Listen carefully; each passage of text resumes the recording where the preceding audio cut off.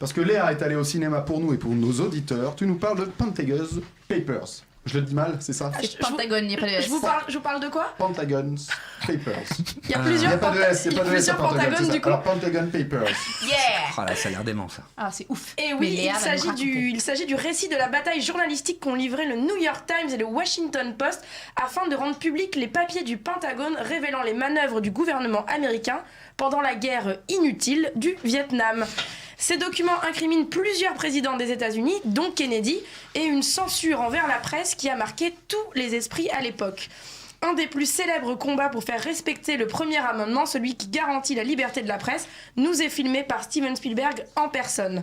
Le parallèle entre ce passage de l'histoire des États-Unis et ce qu'on pourrait vivre aujourd'hui est assez impressionnant, car des décennies plus tard, l'Occident doit encore défendre et encore la liberté de la presse et descendre dans les rues pour scander qu'il est Charlie.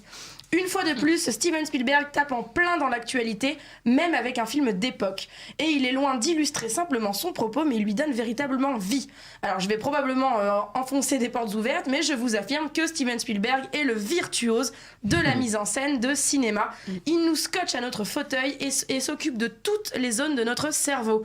Alors qu'un film de divertissement standard nous invite à éteindre notre esprit à l'entrée des salles obscures, Spielberg, lui, nous invite à la réflexion.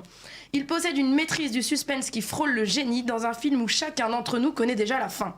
Quand même assez exceptionnel. Ce 30e long métrage du cinéaste situe sa tension et toute son action dans des scènes bien bavardes, sans jamais prononcer un mot de remplissage. Tout n'est que conversation, qu'elle soit en réunion ou téléphonique, tout nous tient en haleine et fait monter une pression qui devient autant insoutenable pour nous que pour les personnages. On est face à un climax contenu dans un seul coup de fil et c'est une scène déjà culte. Malgré une histoire qui s'étire et prend son temps, c'est une course contre la montre, un compte à rebours avant le bouclage. Chaque tic compte, chaque tac nous rapproche de l'échéance. Au-delà du traitement du rapport incestueux entre la presse et la politique, il y a un petit bonus en la présence de l'immense Meryl Streep.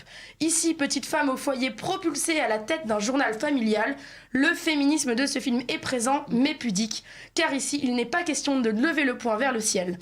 L'évolution de ce personnage féminin se fait tout en douceur et en finesse. D'abord, là par hasard, elle fait acte de présence devant un parterre d'actionnaires qui ne daignent pas l'écouter lorsqu'elle ose oublier sa position de femme et enfin ouvrir la bouche. Petit à petit, elle s'émancipe, sans que personne ne le remarque, même pas elle.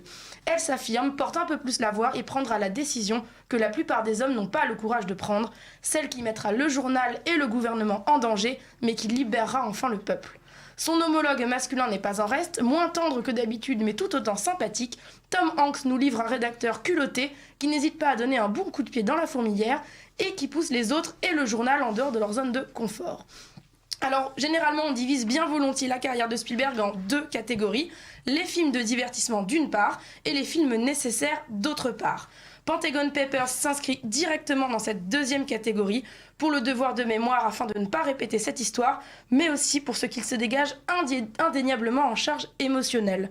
En effet, on se sent toujours un peu plus vivant et un peu plus humain en sortant d'un film de Steven Spielberg. Une fois de plus, il nous remplit le cœur de son humanité et de ses idéaux et imprime une sincère leçon d'intégrité en plein dans la face de l'oncle Sam. Ce mélange de genres, son rythme effréné, faussement posé et sa réalisation divine bourrée de symbolisme à chaque plan en fait une des œuvres les plus brillantes du 7e art sur le 4e pouvoir. Ouais.